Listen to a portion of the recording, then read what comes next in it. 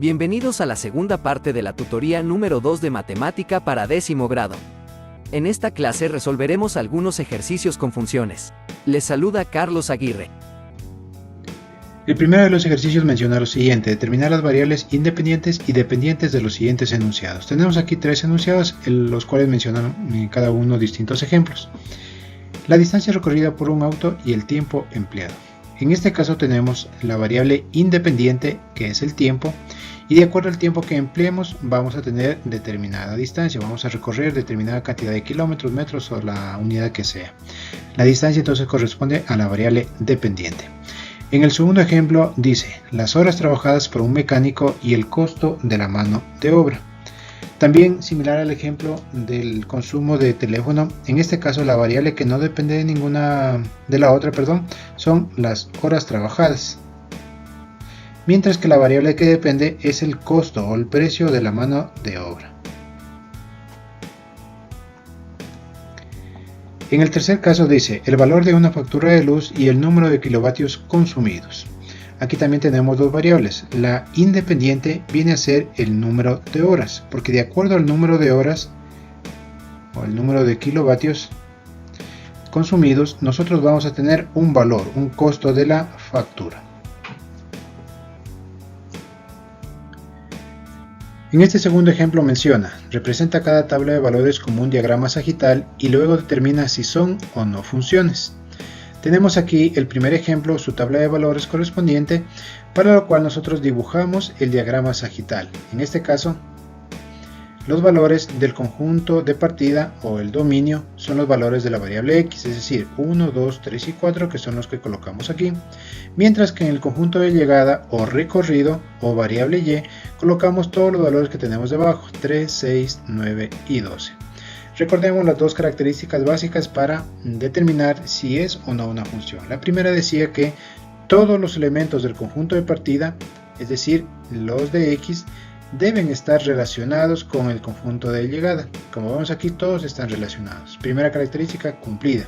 La segunda, en cambio, que decía, cada uno de estos elementos solo debe tener una relación con los elementos del conjunto de llegada. Y como damos aquí, 1 solo tiene relación con 3, el 2 con el 6, el 3 con el 9 y el 4 con el 2. Es decir, esto sí es una función trigonométrica, una función como tal. ¿Cuál es la función o la fórmula en este caso para esta función?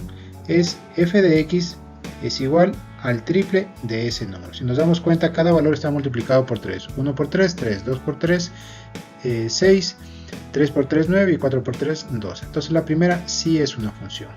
Vamos a ver en el segundo ejemplo. Nuevamente nos apoyamos de un diagrama sagital para colocar los valores del conjunto de partida y del conjunto de llegada. Entonces para x dibujamos un círculo y para y otro igual. Ahora en x colocamos los valores de la variable de cada una de estas. Tenemos que x tiene 1, 2, se repite 2 y 3, es decir, 1, 2 y 3. Mientras que para y tenemos 5, 6, 7 y 8. Establecemos las relaciones entre los elementos del conjunto de partida con el conjunto de llegada y tenemos que 1 se relaciona con 5, sería la primera relación. El 2 se relaciona con el 6, sería la segunda relación. El 2 también se relaciona con el 7, es decir, aquí hay otra relación más. Y finalmente el 3 se relaciona con el 8. Ahora, para determinar si cumple o no las características de ser una función, tomemos en cuenta que los elementos del conjunto de partida están relacionados con los elementos del conjunto de llegada. Pero en este caso el 2 tiene dos relaciones, con el 6 y con el 7. Por lo tanto, ahí ya no estaríamos hablando de una función. ¿Por qué? Porque recuerden que la segunda característica mencionaba que cada elemento del conjunto de partida solo debe tener una relación con el conjunto de llegada. Y como aquí tiene dos, esto en este caso no corresponde a una función. Sería la respuesta de esta parte del ejercicio. Y en el último caso tenemos, nuevamente dibujamos el diagrama sagital para los elementos de x y para los elementos de y. Este sería x, este sería y. En x tenemos valores negativos que empiezan con menos 2, menos 1, 0, 1 y 2. 1 y 2 positivos. Y en y tenemos los valores de 4, 1 y 0, y se repiten 1 y 4. Ahora dibujamos las relaciones, voy a cambiar el color, y tenemos que menos 2 se relaciona con el 4, el menos 1 se relaciona con el 1, y el 0 se relaciona con el 0. Asimismo, el 1 positivo se relaciona con el 1, y el 2 se relaciona con el 4. De acuerdo a los criterios o características de una función, ¿todos los elementos del conjunto de partida están relacionados? Sí, primera condición. Y la segunda, que cada elemento del conjunto de partida solo tenga una relación. En este caso, el menos 2 está con el menos 4, el menos 1 con el 1, el 0 con el 0, el 1 con el 1 y el 2 con el 4. Es decir, cada uno de estos elementos solo tiene una flechita, una relación con el conjunto de llegada. No importa que acá todos se relacionen con un solo elemento, o que en este caso existan dos números que están relacionados dos veces con los elementos del conjunto de partida. No importa eso. Lo que debe cumplir es que acá solo debe haber una relación de aquí que parte hacia acá. Por lo tanto, en este caso, este elemento de aquí, o este ejemplo, perdón, es una función. Sí corresponde a una función. Observa las gráficas y determina si son o no ejemplos de funciones. Y tenemos aquí 4 gráficas diferentes. Recuerden que habíamos mencionado que las gráficas siempre se leen de la izquierda hacia la derecha. ¿Y qué es lo que tenemos que tomar en cuenta? Que para cada valor de x solo exista un valor de y.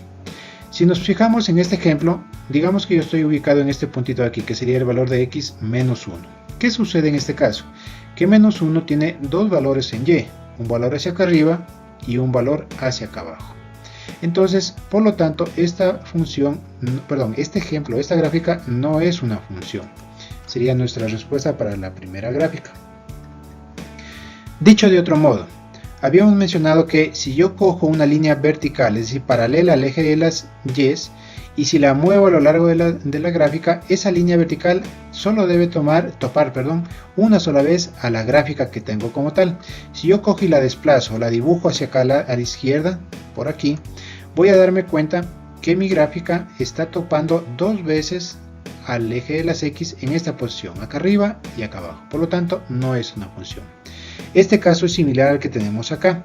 Incluso aquí, si trazo una línea vertical por acá, me voy a dar cuenta que mi gráfica, por decirlo así, topa a esta línea vertical en 3 puntos diferentes. Lo topa en este punto de acá abajo, en este punto de aquí y en este punto de acá. Es decir, 3 puntos totalmente diferentes. Por lo tanto, esta gráfica tampoco sería una función. ¿Qué sucede en los dos ejemplos que nos restan? Si nos damos cuenta, en este ejemplo de aquí, la gráfica también tiene un comportamiento irregular, es decir, va decreciendo, aumenta y va nuevamente decreciendo. Pero sin embargo, si yo trazo una línea vertical en cualquier punto, me voy a dar cuenta que esa línea vertical solo topa una vez a la gráfica. En este caso, aquí lo topará en esta posición. Si trazo una línea vertical por acá, voy a darme cuenta que solamente lo topa en esta posición de acá. La línea, recuerden que es vertical al eje de las y. No puedo tomar en cuenta una línea horizontal, no. En este caso, este ejemplo sí corresponde a una función.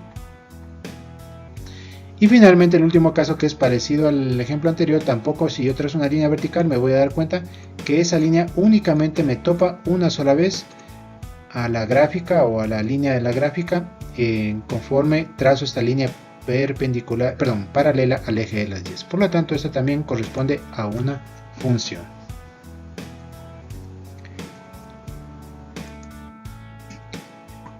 Observa las tablas y completa los valores que faltan. Luego determina la función correspondiente. Tenemos aquí x vale 12, y vale 4, x vale 9, y vale 3, x vale 6, y vale 2. Prácticamente en estas funciones, o mejor dicho con estos valores, lo que estamos haciendo es dividiendo el valor de x para 3, de tal manera que cuando yo divido cada una de estas cantidades obtengo el resultado de la variable y. La función f de y es igual a x sobre 3, es decir, al número dividido para 3.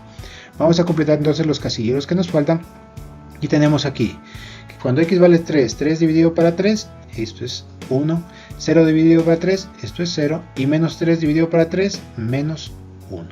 Tenemos entonces completa la primera tabla. Vamos a ver el segundo ejemplo.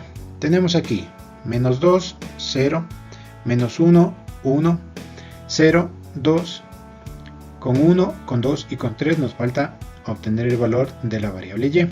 ¿Qué tenemos en particular? Si se fijan, aquí estamos yendo de menor a mayor, menos 2, menos 1, 0, 1, 2, 3. Vamos aumentando el valor de las x, pero en y, ¿qué sucede?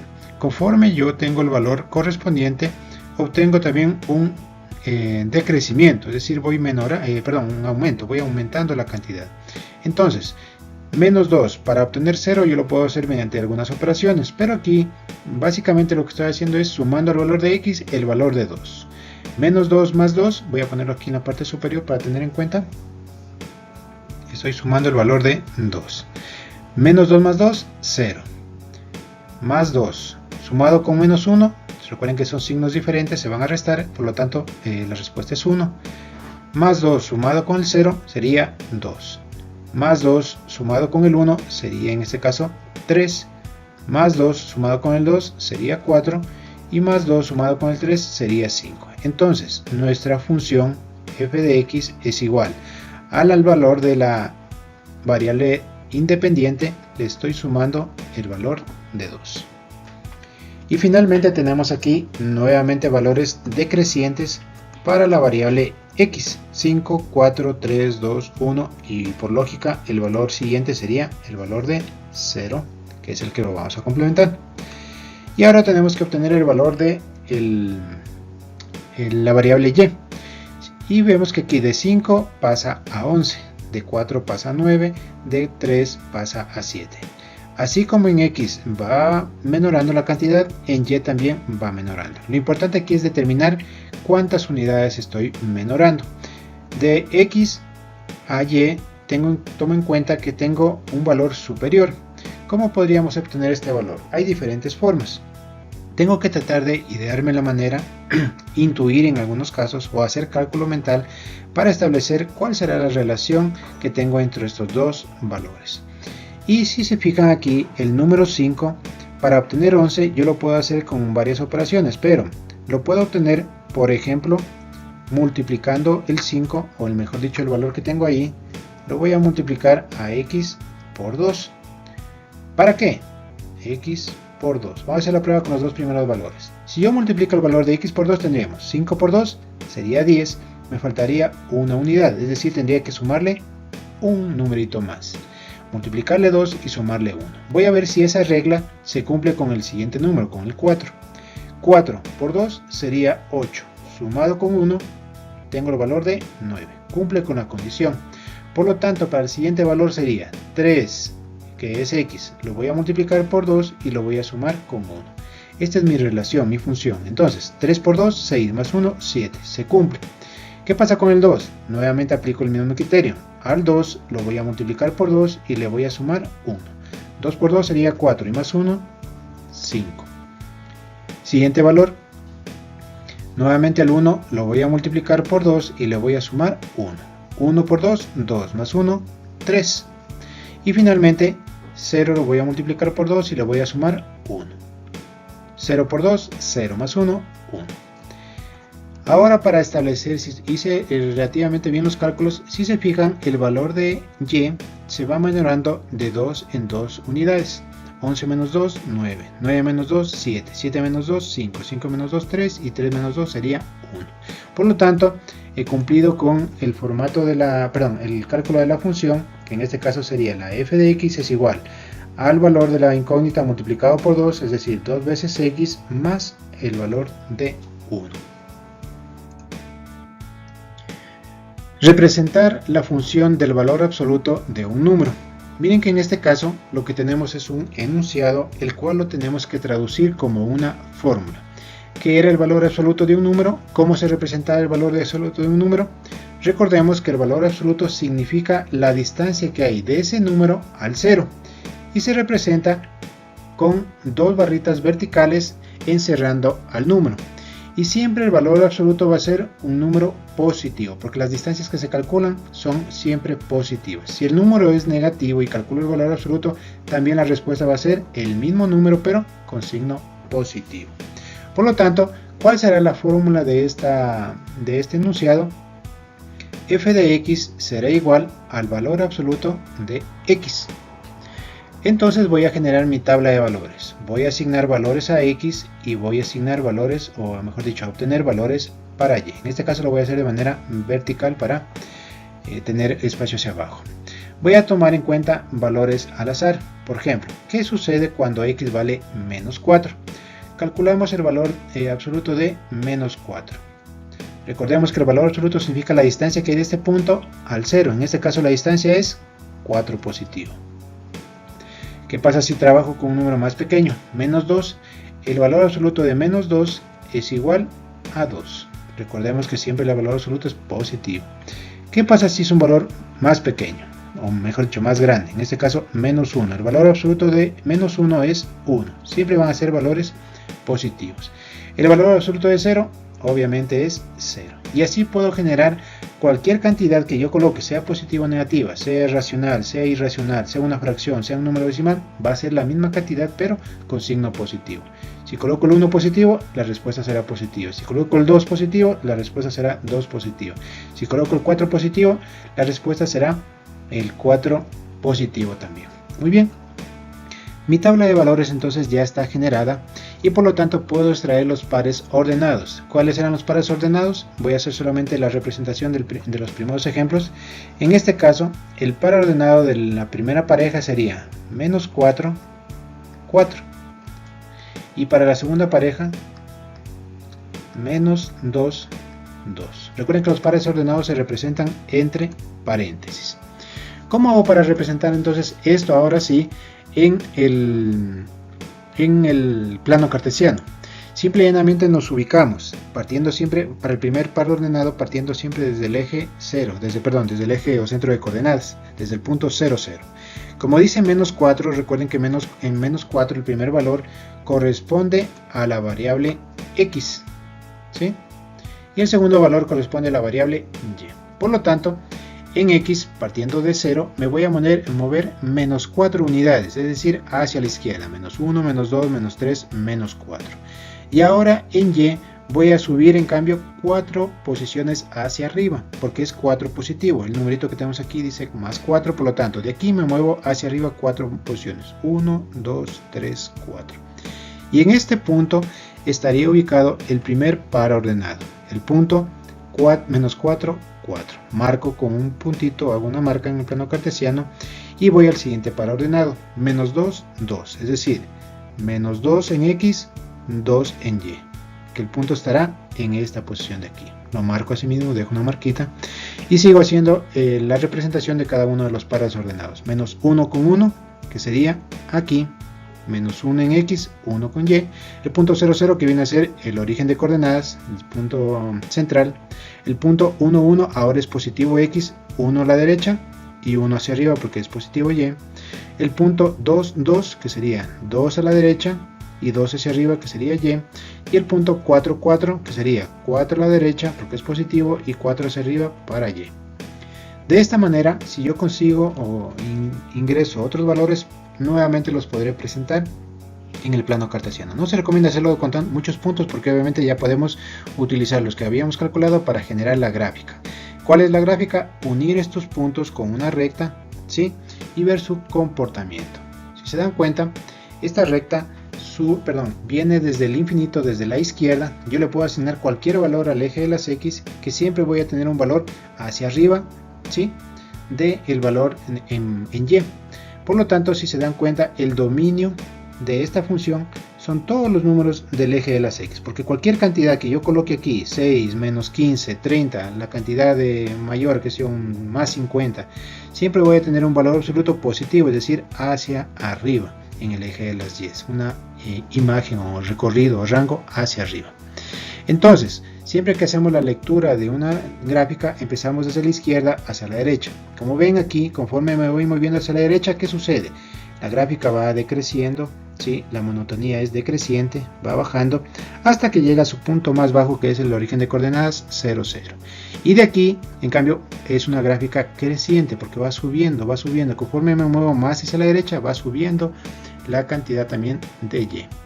El dominio de esta función es el conjunto de partida. Los valores de x vienen a ser todos los números reales, o dicho de otra manera, desde el menos infinito al más infinito. Pero en cambio, el recorrido o el rango de esta función está partido por la mitad. ¿Por qué? Porque solamente considero valores positivos incluyendo el 0 hacia arriba. Es decir, desde el 0, incluye el 0 dentro de esa respuesta. Recuerden que teníamos el punto 0, 0. Incluye 0, por eso colocamos el corchete. Y se va hasta el infinito, pero positivo. Infinito positivo hacia arriba. No consideramos o no tenemos valores hacia abajo, del infinito al infinito negativo. Por lo tanto, aquí tenemos un intervalo diferente con respecto al primer intervalo, que era el dominio. El dominio sí son todos los números, por eso colocamos del menos infinito al más infinito, o también mencionamos que son los números reales. Y el recorrido únicamente desde el 0 al infinito positivo.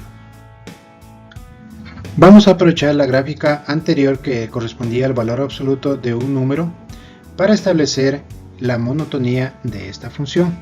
Recordemos que la monotonía indica la forma como se comporta la gráfica. Puede ser creciente, decreciente o también constante. De acuerdo a la gráfica del valor absoluto, de la función, el valor absoluto, f de x es igual al valor absoluto de x, nosotros tenemos un comportamiento decreciente en primer lugar en un determinado intervalo. Y también tenemos un comportamiento creciente en determinado intervalo también. Lo que necesitamos aquí nosotros es determinar ese intervalo, cuándo es creciente y cuándo es decreciente. Para ello nos vamos a fijar cómo viene la gráfica de izquierda a derecha. Si se fijan, el intervalo empezaría desde la izquierda, desde el infinito, hasta llegar al punto 0, que es donde termina la gráfica. Y desde ese punto 0 toma otro rumbo. Viene desde el infinito, desde la izquierda, hasta llegar al punto 0, su punto más bajo. Entonces, ese intervalo es el que nosotros necesitamos identificar. ¿Y cómo lo hacemos? Con la nomenclatura de los intervalos. Como viene del infinito, se supone que empieza en el menos infinito. Y recuerden que el infinito no lo podemos abarcar, no podemos determinar una cantidad fija, por lo tanto se coloca paréntesis. Pero en cambio, ¿hasta dónde llega esta gráfica? Del movimiento decreciente hasta el número 0. Y al número 0 a ese sí lo abarca dentro de este primer intervalo. En cambio, desde el punto 0 hacia la derecha, o sea, continuamos al infinito positivo, este intervalo va aumentando, va creciendo. ¿Por qué? Porque recuerden que aquí, conforme me muevo hacia la derecha, mi gráfica también se va extendiendo hacia arriba, sigue creciendo. Por lo tanto, el intervalo para la parte creciente de este intervalo empieza en el número 0. Y como obviamente lo abarca, colocamos un corchete. Y se extiende hasta el infinito positivo. Y recuerden que el infinito no lo podemos encerrar. Esta gráfica del valor absoluto entonces trabaja con dos tipos de intervalos. Uno decreciente y otro creciente. En cada uno de ellos tenemos que el dominio, por ejemplo, es el conjunto de los números reales. Para el intervalo creciente, el conjunto de los números reales negativos. Y el recorrido, en cambio, va desde 0 al infinito. Mientras que para el intervalo creciente, el dominio empieza en los números reales positivos y también su recorrido empieza desde 0 al infinito también positivo. De esta manera se concluye la tutoría número 2 con estos ejercicios complementarios. Les recomiendo que revisen los materiales de apoyo subidos a la plataforma y estén atentos a las comunicaciones y a las actividades planteadas para complementar estos temas. Les deseo mucha suerte. Cualquier novedad, hacerla conocer a través de la plataforma en la sección de comunicados. Cuídense mucho y nos encontraremos en una próxima oportunidad.